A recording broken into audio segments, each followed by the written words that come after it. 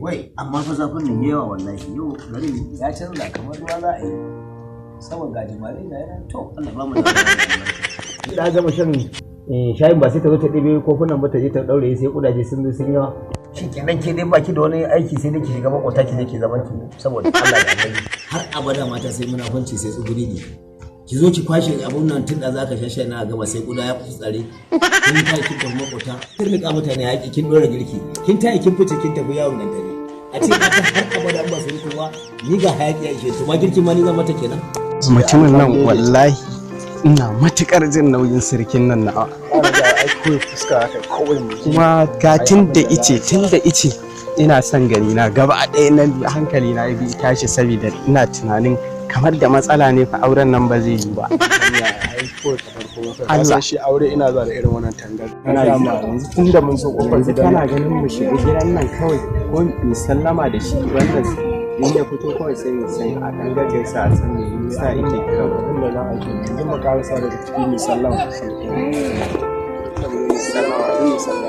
Assalamu alaikum. Wa alaikum assalam. Assalamu alaikum. Assalamu alaikum. Wa alaikum assalam ku shigo mana. To sun ne minti biyar ne ko za mu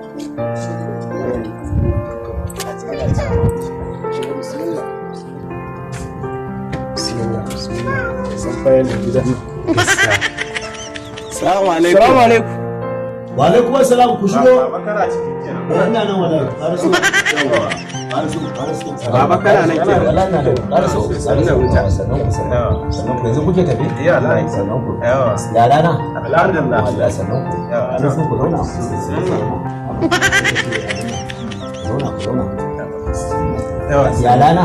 Alhamdulillah. Yanzu kuke a gida. Na abun nan madara ce ta fada. Abun nan ai kwaɗan taɓa.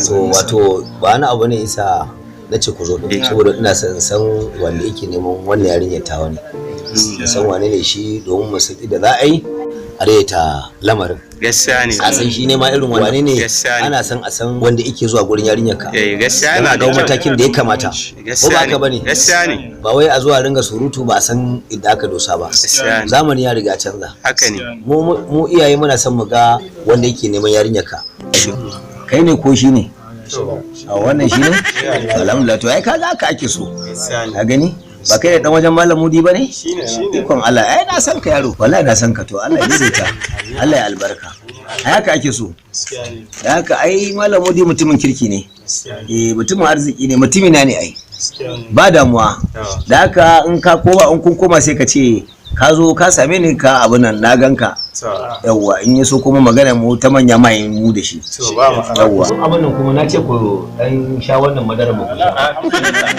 nan fa gidan ku ne gai ba kara kuma ku ringa abin nan wallahi albarka ku ce na gaishe shi a huta lafiya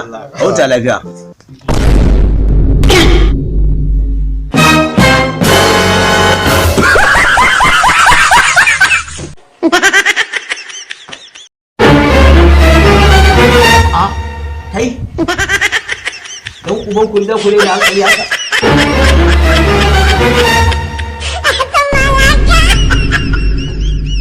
ku rattaba mana subscribe sannan ku danna kararrawa haka zalika ku san bada mana like ku saburbudo mana sharhi sannan ku yada wannan dauka